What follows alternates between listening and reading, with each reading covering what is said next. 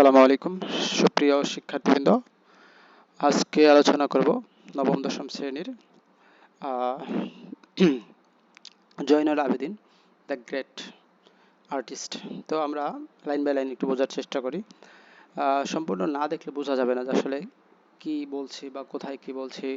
তারপর গ্রামার, বিভিন্ন বিষয় নিয়ে আলোচনা করব। প্রত্যেকটা ওয়ার্ড ভেঙে ভেঙে এবং বোঝানোর জন্য যত সহজভাবে সেভাবে বোঝানোর চেষ্টা করব। তো শুরু করা যাক। দেখো, প্রথমে যে জয়নুল আবেদিন জন্মসালটা দিছে, যে সে কবে জন্মগ্রহণ করছে সেটা নিয়ে। তো 29 ডিসেম্বর 1914, 1914 সালের 29 ডিসেম্বর। লোকেশন হচ্ছে Kishoreganj, East Bengal, British India, now Bangladesh. ওই সময় এই কিশোরগঞ্জ মানে ভারতের অধীনে ছিল, যে ব্রিটিশদের অধীনে ছিল সেটা বলছে।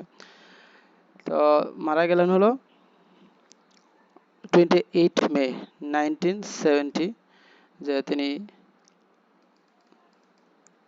মারা গেছেন 1976 সালে, এইজড 61, 61 বছর ছিল তার ওই সময়। কোথায় মারা গেলেন? ঢাকায় মারা গেলেন। ঢাকায়, বাংলাদেশ বর্তমান যে স্বাধীন হওয়ার পরে, যেহেতু 1976, 1976 সালের 28 মে মারা গেলেন, তো 61 বছর বয়স তার হয়েছিল সারা এসে। তো ন্যাশনালিটি, তার জাতীয়তা কি? বাংলাদেশি, যেহেতু সে বাংলাদেশের নাগরিক। এডুকেশন হচ্ছে কোথা থেকে পড়াশোনা করেছিল? গভর্নমেন্ট আর্ট স্কুল, এটা হচ্ছে কলকাতার একটা স্কুল। লন্ডন, মানে এটা আর আর্ট স্কুল লন্ডন, দুইটা জায়গা থেকে সে পড়াশোনা করছে। একটা হলো কলকাতার গভর্নমেন্ট আর্ট স্কুলে, আর একটা হচ্ছে লন্ডনের আর্ট স্কুলে। শেষ মূলত ফেমাস ফর, মানে নন ফর, সে পরিচিত ছিল পেইন্টিং এর জন্য আর ড্রয়িং এর জন্য, যে ছবি আঁকা এবং চিত্রাঙ্কনের জন্য সে পরিচিত ছিল। আর নোটেবল ওয়ার্ক, তার উল্লেখযোগ্য যে কাজগুলা, সে কি কি মানে ছবি আঁকছে, যে এগুলো আমরা তার কাজগুলো দেখবো। দ্য স্ট্রাগল একটা, তারপর হচ্ছে রেবেল কাউ, বিদ্রোহী কাউ, এটাও তার লেখা। ফেমাইন পেইন্টিংস, তারপর হচ্ছে নবান্ন, স্টাডি অফ এ ক্রো, তো একটা ক্রোকে নিয়ে গবেষণা। টু ফেসেস, দুমুখী, এরকম তার কিছু উল্লেখযোগ্য। আমরা এই যে জয়নুল আবেদিনের যে একটা ছবি, তার যে 1955 সালে তার এই ছবিটা তিনি তুলছিলেন, এই ছবিটা এখানে দেয়া আছে। তো দেখি, মানে লাইন বাই লাইন একটু বোঝার চেষ্টা করি। জয়নুল আবেদিন, জয়নুল আবেদিন এখানে সাবজেক্ট, ওয়াজ হচ্ছে ভার্ব, কোন টেন্স আছে?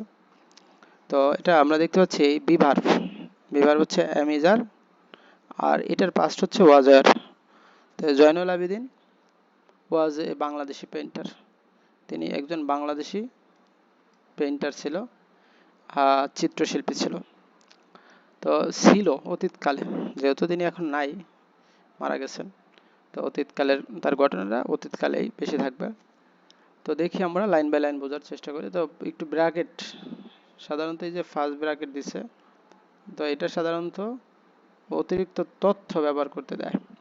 তো জয়নুল আবেদিন হচ্ছে 29 ডিসেম্বর 1914 সালে জন্ম, আর 28 মে 1976 সালে মৃত্যু, এটা একটু সংক্ষেপে দিয়ে দিছে। He had an extraordinary talent and was internationally recognized for his paintings. তো এই জায়গায় আমাদের যে ভার্ব, হ্যাড মানে ছিল, হ্যাভ মানে আছে, পাস্ট হচ্ছে হ্যাড, আর ওয়াজ মানে হচ্ছে ছিল। তো রিকগনাইজড, স্বীকৃতি পাওয়া, প্যাসিভ আকার আছে। তো স্বীকৃতি তো আর একা একা পাওয়া যায় না, যে আমি স্বীকৃতি নিয়ে নিলাম, যে আমি এখানে এক্সট্রাঅর্ডিনারি ট্যালেন্ট বললাম আর স্বীকৃতি পাইলাম, বিষয়টা এমন না। স্বীকৃতি দেওয়া হয় কারো দ্বারা, যেহেতু কারো দ্বারা দেওয়া হয়, এটা প্যাসিভ আকারে আছে। তো সাবজেক্ট হচ্ছে হি, তাহলে হি হ্যাড, তার ছিল, অ্যান এক্সট্রাঅর্ডিনারি ট্যালেন্ট, তাহলে তার একটা অসাধারণ প্রতিভা ছিল। ট্যালেন্ট, কেমন ট্যালেন্ট ছিল?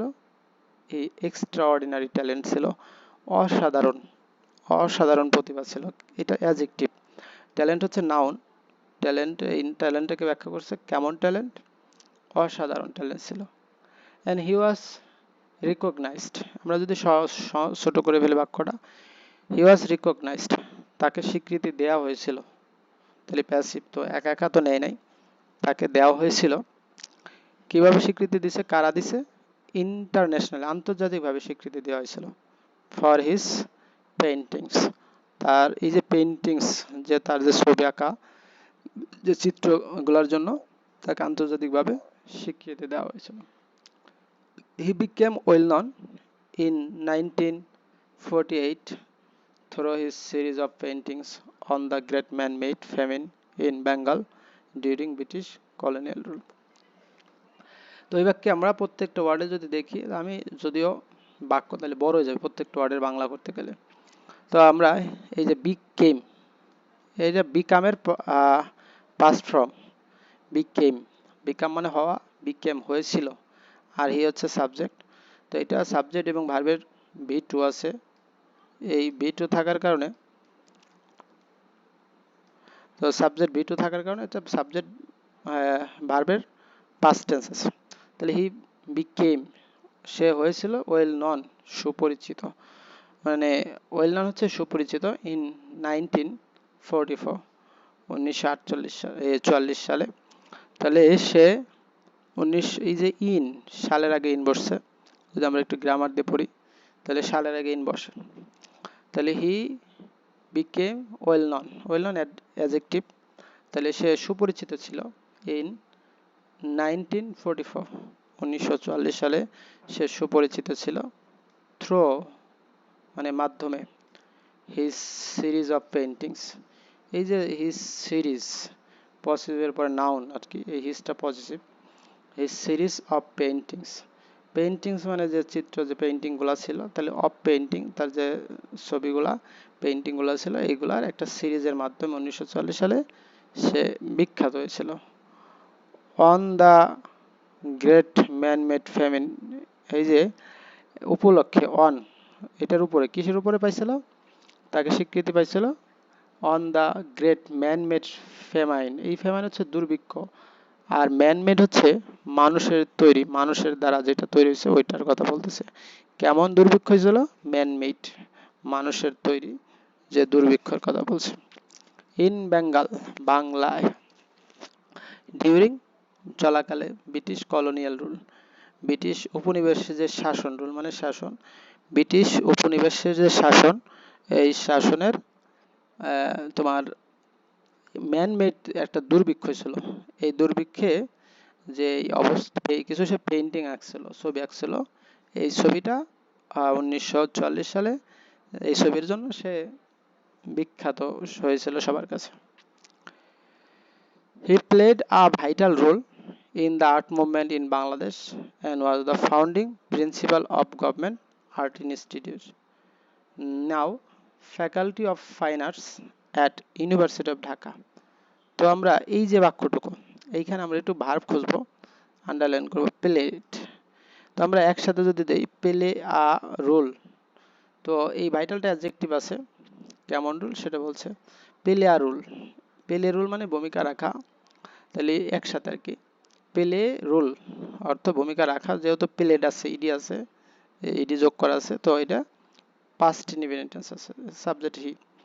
তো পাস্ট, সে প্লেড আ ভাইটাল রোল, সে একটা গুরুত্বপূর্ণ, ভাইটাল মানে গুরুত্বপূর্ণ, তাহলে সে একটা ভাইটাল রোল প্লে করছিল, একটা ভাইটাল রোল ভূমিকা পালন করছিল, রোল মানে ভূমিকা, ইন দ্য আর্ট মুভমেন্ট, এই যে আর্ট হচ্ছে শিল্প, আর মুভমেন্ট হচ্ছে বিপ্লব, শিল্প বিপ্লবে, মধ্যে, এখানে ইন মানে মধ্যে, তাহলে ইন দ্য আর্ট মুভমেন্ট, এখানে যখন মানে আর্ট মুভমেন্ট মানে তো সবাই জানে আর্ট মুভমেন্ট, তো এখন যদি বলে দ্য আর্ট মুভমেন্ট তখন হলো শিল্প বিপ্লব, ইন আর্ট মুভমেন্ট মানে শিল্প বিপ্লবে, অথবা আমরা চারুকারু যে বিপ্লব হয়েছিল ছবি আঁকার, এটাই।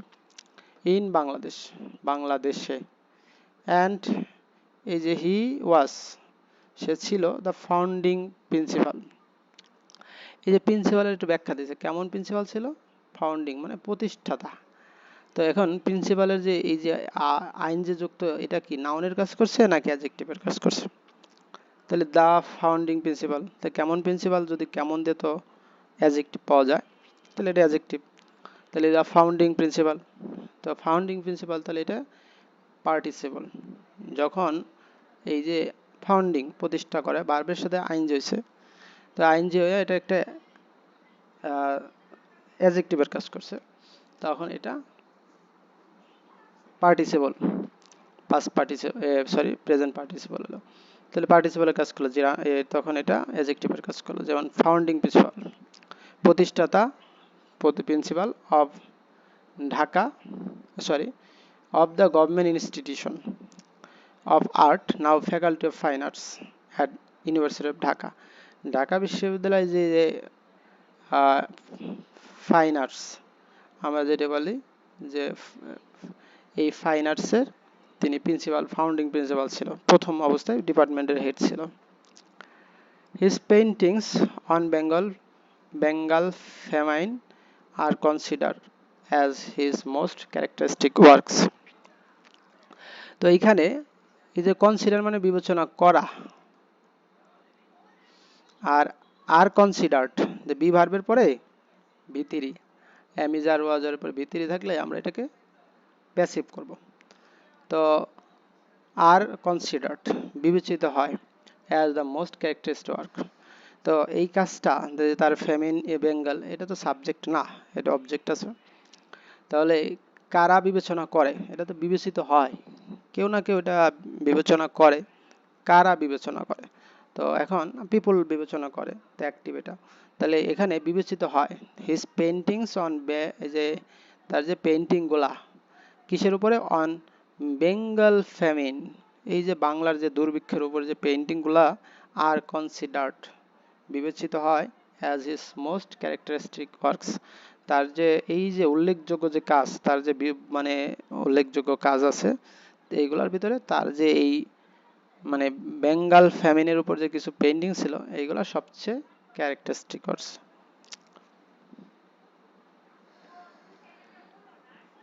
His homeland honored him with title Shilpa Acharya, or the great teacher of art, for his artistic and visionary qualities.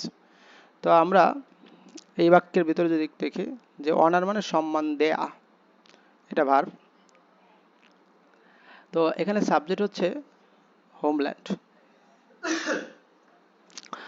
তো এই যে হিজ হোমল্যান্ড, তার যে মাতৃভূমি, অনার্ড, এটা পাস্ট ইনডেফিনিট টেন্স আছে, এই যে অনারের সাথে ইডি যোগ করা, সম্মানিত করেছিল, এরকম অর্থে করেছিল, পাঁচটা যেহেতু, তাহলে তার যে মাতৃভূমি, তার যে দেশ তাকে সম্মানিত করেছিল, হিম মানে তাকে, উইথ দ্য টাইটেল, একটা টাইটেল বা উপাধি দিছিল, বা উপাধি দিয়ে উপাধিটার নাম হলো শিল্পাচার্য। এটা একটা মানে আছে, the great teacher of art. তাহলে এই যে গ্রেট টিচার, একজন মহৎ শিক্ষক অফ আর্ট, এই যে আর্টের, অফ আর্ট, আর্টের একজন গ্রেট টিচার ছিল, for his artistic and visionary qualities. এইটা আবার কেন দিছে, তার যে একটা আর্টিস্টিক, যে একটা শৈল্পিক এবং ভিশনারি যে দেখার যে কোয়ালিটিস ছিল, এই কারণে তাকে এই শিল্পাচার্য উপাধি দিছে, মানে গ্রেট টিচার অফ আর্ট। এইটা এখন প্রশ্ন আছে কেন তাকে শিল্পাচার্য উপাধি দেওয়া হলো, তখন উত্তর আসবে এরকম, যে for his artistic and visionary qualities. তা এই যে তাকে, তার যে আর্টিস্টিক কোয়ালিটি ছিল এবং ভিশনারি কোয়ালিটি গুণাবলী ছিল, এই জন্য তাকে শিল্পাচার্য উপাধি দেওয়া হয়েছিল। হি ওয়াজ আ pioneer, pioneer of modern art, of the modern art movement, and he was rightly considered as the founding father of Bangladesh modern art. তো যদি আমরা এইটাকে একটু বিশ্লেষণ করি, তো এখানে আমাদের সাবজেক্ট হচ্ছে হি, আর ভার্ব হচ্ছে ওয়াজ। আবার যদি এখানে যে ভার্ব, এটা এই যে এই কনসিডার একসাথে আর কি, ওয়াজ কনসিডার, রাইটলি এখানে অ্যাডভার্ব, মানে দুই ভার্বের মাঝখানে একটা ওয়ার্ড বসে, সেটা অ্যাডভার্ব। আচ্ছা, তাহলে আমরা দেখলাম যে সাবজেক্ট ওই একই ব্যক্তি, কিন্তু এখানে প্যাসিভ আকার বিবেচিত হয়, লোকজন বিবেচনা করে, ওই বললাম যে নিজে নিজে যখন বিবেচনা করা হয় তখন কারো দ্বারা, তাই না? তো সে তো নিজে বিবেচনা করতে পারে না নিজেকে, তাহলে প্যাসিভ আছে। হি ওয়াজ আ পায়োনিয়ার, পায়োনিয়ার হচ্ছে অগ্রদূত, মানে সে যে সবার আগে থাকে, আমরা বলতে পারি যে ফোররানার বা জনক, বাংলা যেটাকে বলে, অফ মডার্ন আর্ট। এই যে মডার্ন আধুনিক যে আর্ট, এইটার আধুনিক আর্টের সে একজন জনক ছিল, অ্যান্ড ওয়াজ রাইটলি কনসিডার, এবং তাকে যথার্থই বিবেচনা করা হয় as the founding father of Bangladeshi modern art, তাকে একজন ফাউন্ডিং ফাদার হিসেবে বিবেচনা করা হয়। মানে এই প্রতিষ্ঠাতা জনক হিসেবে, এই বাংলাদেশের যে মডার্ন আর্ট আছে, আধুনিক যে আর্ট, আধুনিক শিল্পের, তাকে প্রতিষ্ঠাতা জনক হিসেবে বিবেচনা করা হয়। মানে তার আগে আর কেউ ছিল না, এই তিনি প্রথম শুরু করলেন, এই জন্য তাকে ফাউন্ডিং ফাদার হিসেবে বিবেচনা করে। Abedin was born in Kishoreganj on 29 December 1914। তাহলে আমরা এই বাক্যকে যদি ভাঙি, তাহলে এখানে আমাদের ওয়াজ বর্ন আছে, তো আর আবেদিন সাবজেক্ট আছে, তাহলে ওয়াজ বর্ন, বর্ন মানে জন্মগ্রহণ করেছিল, তো ওয়াজ বর্ন, তারপরে যে বি ভার্বের পরে ভি3, তো এটা প্যাসিভ আকার আছে। আমরা যদি বি ভার্বের পরে ভি3 দেখি, তাহলে এটা প্যাসিভ।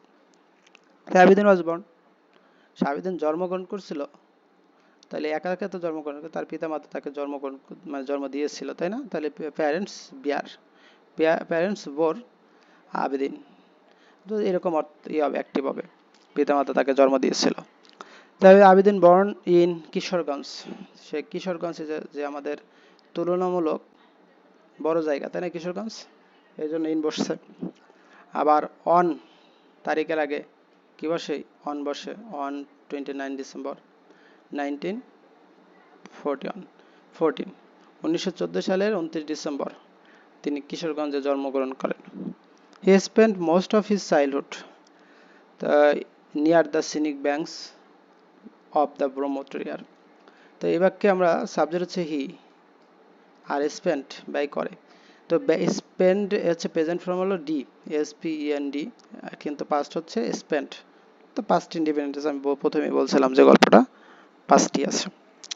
তো সাবজেক্ট ভার্বের পাস্ট ফর্ম পাস্ট ইন্ডিপেন্ডেন্স, সে ব্যয় করেছিল মোস্ট অফ হিজ চাইল্ডহুড, অধিকাংশই তার শৈশবের অধিকাংশ সময়, near the scenic banks of Brahmaputra, near নিকটে, দ্য সিনিক ব্যাংকস তীরে, অফ দ্য ব্রহ্মপুত্র রিভার, এই যে ব্রহ্মপুত্র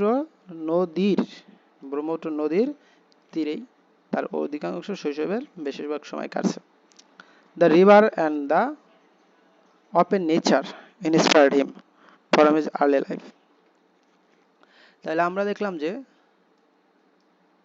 নদী এবং খোলা প্রকৃতি তাকে inspired him from his early life, তাহলে নদী এবং ওপেন নেচার তাকে কি করেছিল? ইন্সপায়ার্ড করেছিল ফ্রম হিজ আর্লি লাইফ, তার শৈশবের শুরুতেই। তো এইখানে এই যে আমাদের যদি দেখি রিভার এবং ওপেন নেচার হচ্ছে কি করেছিল, তাহলে কে করেছিল? উত্তর যে কে অনুপ্রাণিত করেছিল, তাহলে উত্তর হচ্ছে রিভার এবং কি আছে? ওপেন নেচার, খোলা আকাশ এবং নদী তাকে অনুপ্রাণিত করেছিল ফ্রম হিজ আর্লি লাইফ, তার শৈশবের থেকে। The Brahmaputra later appeared in many of his paintings and remained a great source of inspiration through his career. তো আমরা এই বাক্যের ভিতর দেখি আমাদের সাবজেক্ট হচ্ছে ব্রহ্মপুত্র, পরবর্তীতে এই যে অ্যাপিয়ার হচ্ছে হাজির হওয়া, in many of his paintings, এই যে তার পেইন্টিং এর মানে ভিতরে সে অনেক সময় এই অ্যাপিয়ার ইন মানে আমরা দেখতে পাইছিলাম যে ব্রহ্মপুত্র নদী, এন্ড এই যে ব্রহ্মপুত্র রিমেইন, ব্রহ্মপুত্র কি ছিল? রিমেইন ছিল মানে থাকা, a great source of inspiration, একটা বড় ধরনের অনুপ্রেরণার উৎস ছিল, মানে ইন্সপাইরেশন অনুপ্রেরণা, আর অফ ইন্সপাইরেশন মানে অনুপ্রেরণার উৎস ছিল থ্রুআউট হিজ ক্যারিয়ার, তার সারা ক্যারিয়ার ব্যাপী, থ্রুআউট মানে ব্যাপী, হিজ ক্যারিয়ার তার ক্যারিয়ার ব্যাপী। তো এই যে পসেসিভের পরে কি বসছে? নাউন বসছে, তাহলে আমাদের সূত্রটা হচ্ছে পসেসিভের পরে কি বসে? নাউন বসে। As his tribute to the river Brahmaputra, he drew a series of watercolors paintings in this regard.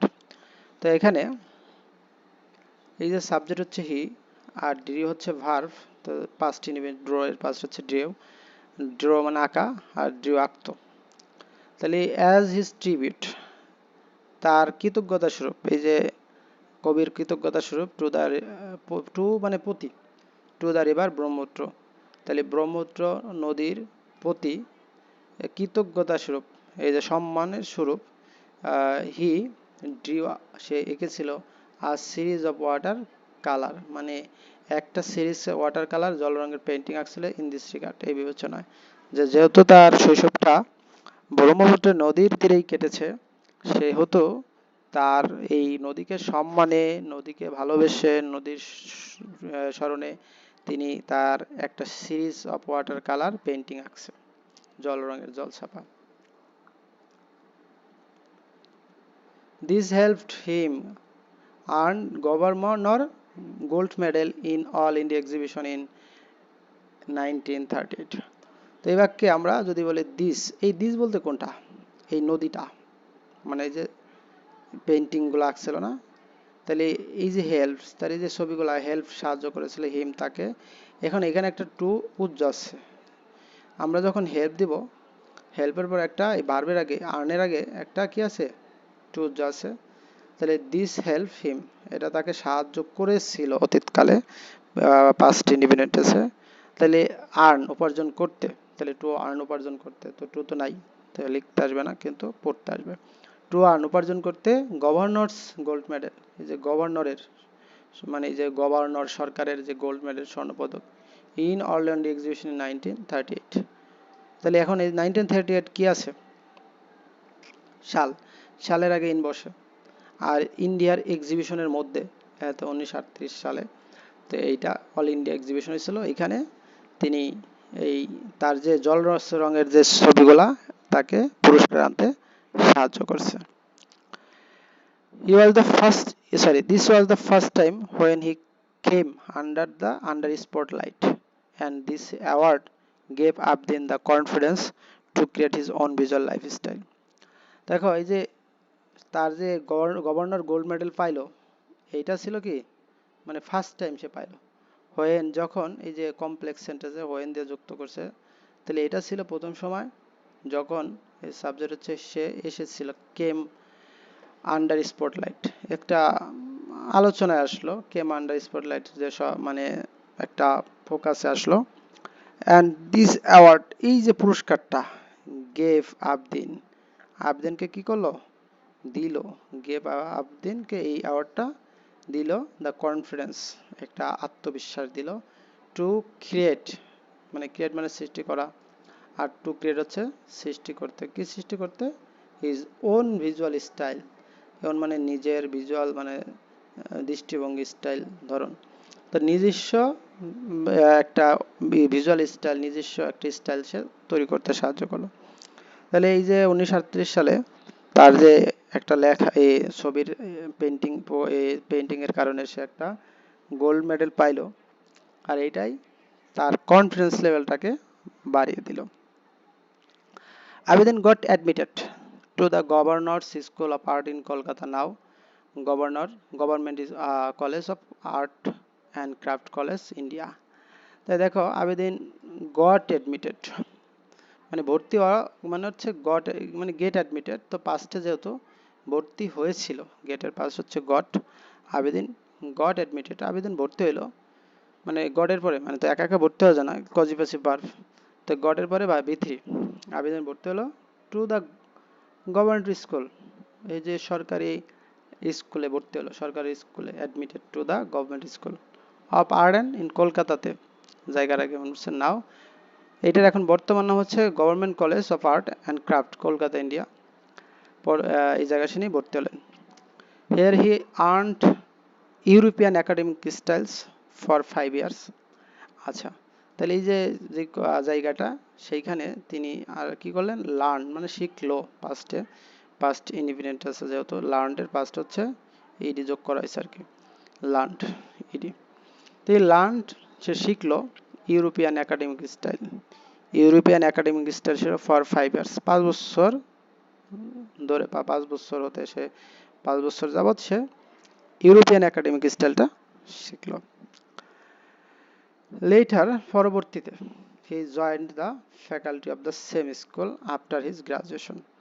তো এখান জয়েন্ট মানে যোগ দিয়েছিল, তো এটা পাস্টে, আর সাবজেক্ট হচ্ছে হি, কে দিয়েছিল? সে দিয়েছিল, সে বলতে জয়নাল আবেদিনের কথা বলছে।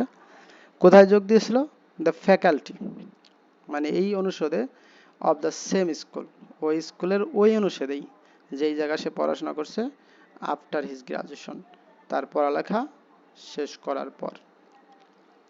He was the first Muslim student to obtain first class with distinction from the school.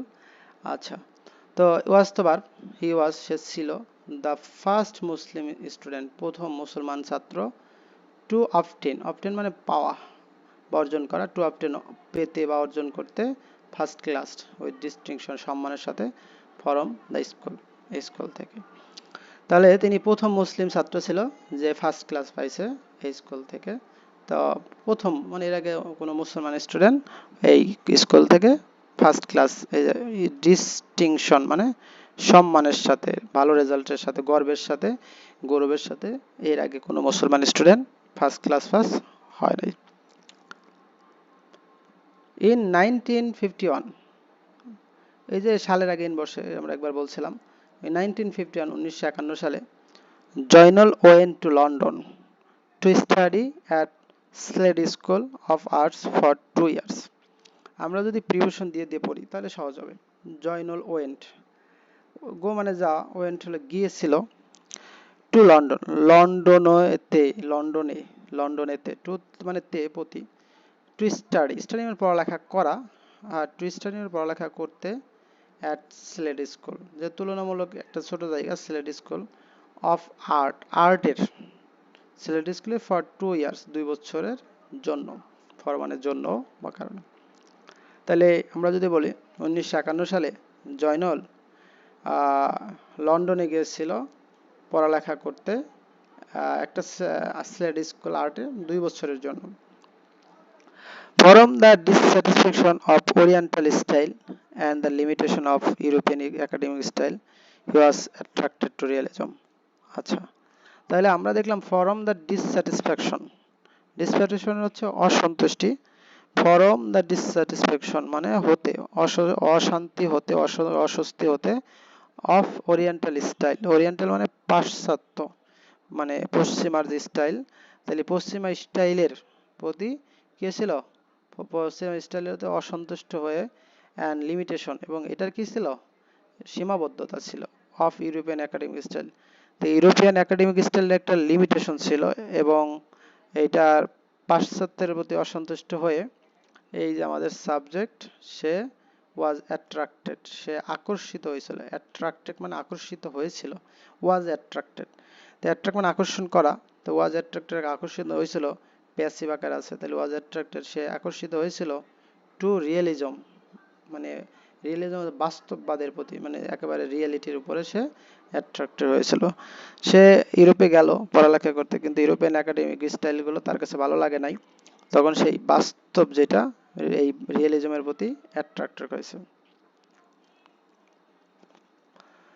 After his return to London, he started a new style called Bengali style. আচ্ছা, after his return to London, say London থেকে ফিরে আসার পর, after his return school, London school, তাহলে এই যে London হতে, form London মানে লন্ডন হতে, এই যে তার ফিরে আসার পর, তার ফিরে আসার পর, হি স্টার্টেড, এই যে হিজ সাবজেক্ট স্টার্টেড শুরু করেছিল, এ নিউ স্টাইল একটা নতুন স্টাইল, তাইলে সে একটা নতুন স্টাইল শুরু করেছিল কল্ড বেঙ্গলি স্টাইল, তাহলে নতুন স্টাইলের নাম হলো বেঙ্গলি স্টাইল। তো ইউরোপে যায় ইউরোপিয়ান স্টাইল বা ওয়েস্টার্ন ওরিয়েন্টাল স্টাইল তার পছন্দ হয় নাই, তখন তিনি ফিরে আসলেন এবং একটা স্টাইল বেছে নিলেন, সেই স্টাইলের নাম হলো Bengali style. Later he realized the limitation of Bengali style. এখন এই যে ফিরে আসার পরে যেহেতু সে বেঙ্গলি স্টাইল নিল, কিন্তু সে এই যে আবার বুঝতে পারলো, রিয়েলাইজড মানে বুঝতে পারা, তো রিয়েলাইজড বুঝতে পেরেছিল, হি রিয়েলাইজড সে বুঝতে পেরেছিল লিমিটেশন সীমাবদ্ধতা অফ বেঙ্গলি স্টাইল, বেঙ্গলি স্টাইলের সীমাবদ্ধতা সে বুঝতে পারলো। therefore অতএব he went back to nature, say went back, go back মানে ফিরে আসা, আর ওয়েন্ট ব্যাক ফিরে এসেছিল, টু নেচার প্রকৃতির প্রতি, প্রকৃতির কাছে, টু নেচার প্রকৃতির কাছে, রুরাল লাইফ গ্রাম্য জীবনের কাছে ফিরে এসেছেন। ডেইলি স্ট্রাগল অফ ম্যান, এই যে ডেইলি স্ট্রাগল যে দৈনিক যে সংগ্রাম, অফ ম্যান পুরুষের যে, অফ মেন, মেন মানে পুরুষ, আর অফ ম্যান পুরুষের বা মানুষ, পুরুষ মানুষের যে দৈনন্দিন সংগ্রাম, এইটা কাছে সে ফিরে আসছে। টু মেক আর্ট, এই যে মেক মানে তৈরি করা, আর টু মেক তৈরি করতে আর্টকে, দ্যাট উড বি, এই যে আর্টটা কি হবে, উড বি রিয়েলিস্টিক, বি মানে হওয়া, আর উড বি হতো রিয়েলিস্টিক বাস্তববাদী, যে আর্ট যাতে রিয়েলিস্টিক হয়, এই জন্য সে নেচারের কাছে, গ্রাম্য লাইফে এবং পুরুষের ডেইলি স্ট্রাগলের কাছে ফিরে আসছে। বাট মডার্ন ইন অ্যাপিয়ারেন্স, কিন্তু এই লেখাগুলাই সে মডার্ন ইন অ্যাপিয়ারেন্স মানে দুইটা দেখে মনে হয় যে মডার্ন, মানে ইন অ্যাপিয়ারেন্স মানে বাহ্যিকভাবে সেটা কি হবে, অ্যাপিয়ারেন্সের দিক দিয়ে মডার্ন, কিন্তু বাস্তবতার দিক দিয়ে সেটা কি হবে, বেঙ্গলি স্টাইল হবে। দুইটা মিলে একটা সুন্দর একটা কম্বিনেশন, একটা রূপ দিয়েছিল জয়নুল আবেদিন। তো আমরা একটা ছবি দেখতে পাচ্ছি, এটা হচ্ছে স্ট্রাগল, যে গরুর গাড়ি, তারপর চাকা ঠেলতেছে পাটের দিয়ে। পরবর্তী দেখতেছি রেবেল কাউ, গরু বিদ্রোহী করছে, যেটাকে আমরা পাগলা গরু বলি। আর এখানে দেখতেছি রেবেল ক্রো, যে কাক বিদ্রোহ করছে। অনেক সময় কাককে আমরা তাড়াই দিলেও সেটা আবার ফেরত চলে আসে কোনো জায়গায়, এরকম আর কি। আর লেবার আর কাপল, স্বামী স্ত্রী, তারা যে এই যে দুইজনেই কাজ করতেছে। তো এখনো গ্রামের অনেক জায়গায় দেখে স্বামী স্ত্রী দুজনেই কাজ করে, তারপর তাদের সংসার চলে না, কারণ ওই যে অর্থনৈতিক ভাবে যে তারা সমস্ত টাকা পয়সা তো পায় না, মধ্যস্বত্বভোগী যারা ব্যবসায়ীরা তারাই লাভ বেশি করে। তো ফ্যামিন স্কেচ, এই যে দুর্ভিক্ষের যে ছবিটা, এটা একটা মানে হার্ট টাচিং একটা পিকচার। দেখো এখানে কুকুরে ডাস্টবিন থেকে খাবার খাচ্ছে, কাক, এই লোকটার এখানে লোকটা পড়ে আছে, তার খাবার এই যে তার কাক খাচ্ছে, হাড্ডি সার যে তার যে দেহটা এটা দেখাচ্ছে। তো দেখি তারপর সে কি আর কি লিখলো। ইন 1947 43 1943 সালে, ইন মানে তে আর কি, সালে হি পেইন্টেড, পেইন্ট মানে ছবি আঁকা, তাহলে হি পেইন্টেড সে ছবি আঁকলো, এ সিরিজ অফ স্কেচ মানে এক সিরিজের যে, অন দা মানে এটার উপরে ম্যান মেড ফ্যামিন, মানুষের যে তৈরি করছে দুর্ভিক্ষ, মানুষের তৈরি দুর্ভিক্ষের উপরে সে একটা ছবি আঁকলো। হুইচ হ্যাড স্প্রেড, এই যে হুইচ, এই যে হুইচ বলতে এখানে কাকে নির্দেশ করছে, হুইচ বলতে যে সে যে এই যে সিরিজ অফ স্কেচ আঁকলো ম্যান মেড ফেমিনের উপরে, এইটা হ্যাড স্প্রেড বিস্তার লাভ করেছিল, পাস্ট পারফেক্টে হ্যাড এর পরে ভিতরি আছে, হ্যাড স্প্রেড যেটা বিস্তার লাভ করিয়াছিল, থ্রু আউট বেঙ্গল সারা বাংলা ব্যাপী, থ্রু আউট মানে ব্যাপী, আর বেঙ্গল হচ্ছে বাংলার, তাহলে সারা বাংলা ব্যাপী যা তার যে দুর্ভিক্ষের যে ছবি এইটা দ্রুত ছড়িয়ে পড়লো। The famine kill thousand of peoples, এই দুর্ভিক্ষ কি করলো, হত্যা করেছিল, মেরেছিল, থাউজেন্ডস হাজার হাজার, মানে এখানে থাউজেন্ডের সাথে স্তর কারণ কি হাজার হাজার বোঝাইছে, যে হাজার হাজার অফ পিপল মানে লোকজনের হাজার হাজার লোকজন মারা গেল। The ডিভাস্টিং fame touched his heart, এই যে টাচ মানে স্পর্শ করা, টাচটি স্পর্শ করেছিল। আর এখানে এই ফেমাইন, যে ফেমাইনটা তাকে স্পর্শ করেছে তার হার্ট, এই ফেমাইন কেমন ছিল, ডিভাস্টেটিং মানে ধ্বংস মানে ক্ষতি, ধ্বংসযোগ্য বা ভয়াবহ যে দুর্ভিক্ষটা তার হৃদয়কে স্পর্শ করেছিল, হৃদয়কে ছুঁয়ে গেছিল। হি ইউজড চাইনিজ সিঙ্ক, সে ব্যবহার করেছিল Chinese Kali and brush and drew, এবং সে ছবি এঁকেছিল, ড্রিউ এখানে ভার্ব, সে ছবি এঁকেছিল। স্কেচেস অফ ডিভাস্টেশন, দুর্ভিক্ষ, ফেমিন মানে এই ভয়ানক অন চিপ প্যাকেজিং পেপার, এই যে চিপ প্যাকিং পেপারের উপরে, সস্তা যে প্যাকিং পেপারের উপরে সে কি করছে, ছবি আঁকছে। The series of those sketch are known, এই যে সিরিজগুলা পরিচিত অ্যাজ ফেমিন স্কেচ, এই যে ফেমাইন যে স্কেচ এটা পরিচিত ছিল, তাহলে আর নন পরিচিত, প্যাসিভ আকার আছে পরিচিত। থ্রু দোজ স্কেচেস, এই স্কেচের মধ্য দিয়ে হি ড্রিউ সে মানে ড্রিউ মানে টানা বা আঁকা, দ্য হেল্পলেসনেস অসহায়ত্ব, তাহলে অসহায়ত্ব আঁকলেন, মানে এই যেটা নাউন আর কি, আমরা বলছিলাম যে আর্টিকেলের পরে কি বসবে, নাউন বসবে, অসহায়ত্ব, অ্যান্ড ডিপ্রিভেশন বঞ্চনা অফ দ্য পোর, যে দরিদ্রদেরকে, দেয়ার মিজারিস তাদের যে দুঃখ কষ্ট, অ্যান্ড ডেথ মৃত্যু, উইদাউট হ্যাভিং ফুড, উইদাউট ছাড়া, হ্যাভিং মানে খাওয়া, উইদাউট হ্যাভিং ফুড খাবার খাওয়া ছাড়া। তাহলে আমরা দেখলাম থ্রু দিস স্কেচ, এই এই দোষ মানে ওই সমস্ত স্কেচের মাধ্যমে হি ড্রিউ দ্য হেল্পলেসনেস সে অসহায়ত্ব আঁকলো, and deprivation of the poor এবং গরিবদের যে বঞ্চনাটা এটা আঁকলো, দেয়ার মিজারিস তাদের যে দুঃখ কষ্ট আঁকলো, এবং দেয়ার ডেথ তাদের যে মৃত্যু, উইদাউট হ্যাভিং ফুড খাবার ছাড়া, খাবার খাওয়া ছাড়া যে মৃত্যু, এইটা সে তার ছবিতে আঁকলো। হি পেইন্টেড সে পেইন্টেড করেছিল, সে ছবি এঁকেছিল, তাহলে এটা পাস্ট ইনটেন্সে সে ছবি এঁকেছিল। দোজ স্টার্ভিং পিপল, দোজ মানে ওই সমস্ত স্টার্ভিং না খেয়ে থাকা লোকজনের, হু যারা, ওয়ার্স ডাইং যারা মারা যাচ্ছিল, পাস্ট কন্টিনিউয়াস, হু আর ডাইং যারা মারা যাচ্ছিল। এই হু কাকে বোঝাইছে? হু বোঝাইছে হচ্ছে এই যে স্টার্ভিং পিপল, যারা না খেয়েছিল ওই সমস্ত লোক, তারা কি করছিল? Were dying by the road side, রোডের পাশে, বাই দ্য রোড সাইড রোডের পাশে তারা না খেয়ে মারা যাচ্ছিল, বা এখানে ডাইং করতেছিল, মানে মরমর অবস্থায়, মুমূর্ষ অবস্থায় পড়েছিল। দিস স্কেচেস, এই স্কেচগুলা আর হয়, এই স্কেচগুলা আর মোস্ট রিমার্কেবল ওয়ার্ক, তার সবচেয়ে উল্লেখযোগ্য কাজ। হুইচ স্প্রেড, এই যে যা বিস্তার লাভ করেছিল, তাহলে এইগুলা যা বিস্তার লাভ করে, হিজ নেম তার নাম, এখানে স্প্রেড আছে স্প্রেড, তাহলে এখানে আমরা this sketch are his most remarkable, তাহলে এই স্কিলগুলো হয় তার সবচেয়ে উল্লেখযোগ্য কাজ, যা তাকে কি করে, তার নাম এবং খ্যাতি ছড়াইছে in around the world as a famous and humanitarian artist. আবেদন নট অনলি ডকুমেন্টেড, আবেদন কি করে নাই, শুধু ডকুমেন্ট করে নাই, ছবি আঁকে নাই, the famine but also show ইট, কিন্তু দেখাইছিল কি, ইটস সিনিস্টার ফেস, এটার যে পাপময় যে চেহারা, through figure of people, figure of people মানে স্কেলিটাল ফিগার, কঙ্কাল দেহ, যে লোকজনের যে কঙ্কাল দেহ, এটাকে বোঝাইছে। টু ডাই, তাহলে পিপল ফেটেড, তাদের যে কপাল, ফেটেড বলতে হচ্ছে তাদের যে কপাল, টু ডাই মারা যাবে, অফ স্টারভেশন মানে না খেয়ে মারা যাওয়ার যে কপাল, সেইটা সে ছবি তুলে, মানে ছবি আঁকছে, যে স্কেলিটাল ফিগার আঁকছে। হি ডেপিক্টেড, ডেপিক্ট মানে হচ্ছে কি প্রতিকৃতি অঙ্কন করা, ছবি আঁকা, তাহলে হি ডেপিক্টেড সে ছবি এঁকেছিল, ইন ইনহিউম্যান, দ্য ইনহিউম্যান অমানবিক স্টোরি, গল্প, উইথ ভেরি হিউম্যান ইমোশনস, খুবই হিউম্যান ইমোশনের দ্বারা।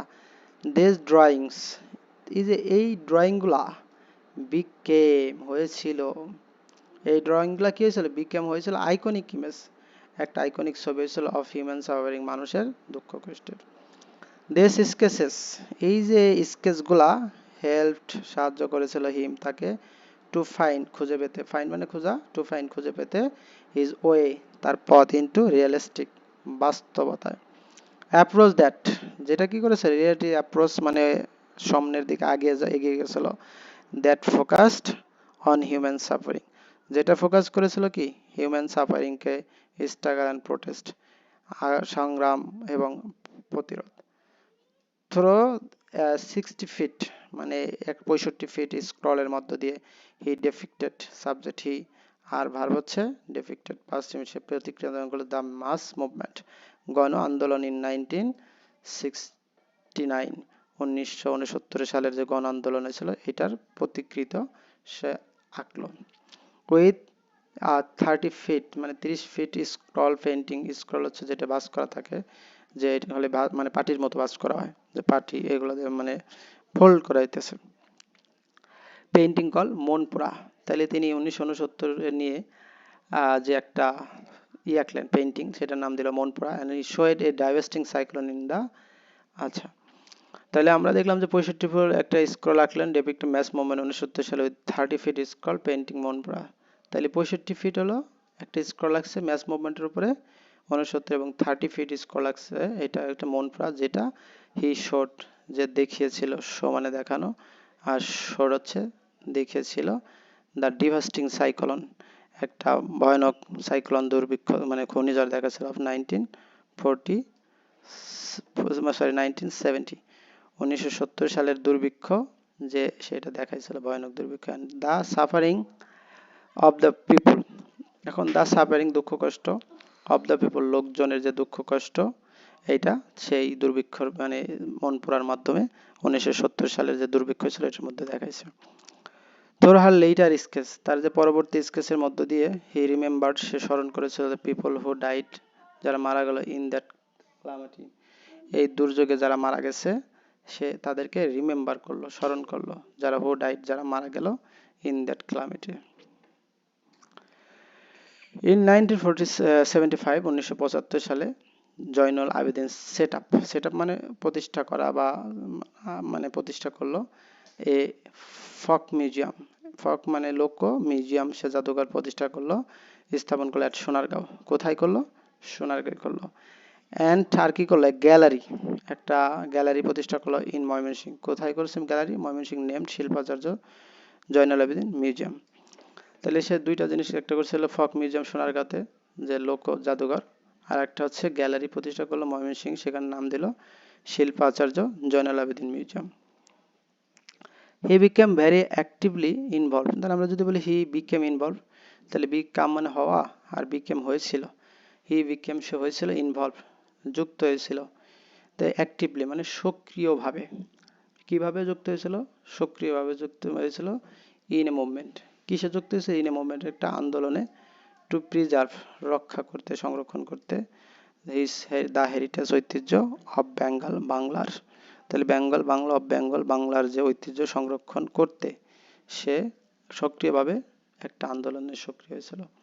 অ্যান্ড রিইন্ট্রোডিউস সে পুনরায় পরিচয় করে দিল বেঙ্গল বাংলাকে, বেঙ্গল আর্ট বাংলার শিল্পকে, from the root of Bengali culture Bangali culture থেকে। হি পাস্টে সে মারা গেল, সে পাস্টে তো মারা যাওয়া, সে পাস্ট ইনভেন্টেসে সে মৃত্যুবরণ করলো অন 28 মে 1976 ইন ঢাকা, ঢাকাতে সে মারা গেল। তো এটা সোর্স ছিল হচ্ছে বাংলাপিডিয়া এবং উইকিপিডিয়া থেকে তার জয়নুল আবেদিন সম্পর্কে বিভিন্ন তথ্য নেওয়া হয়েছে।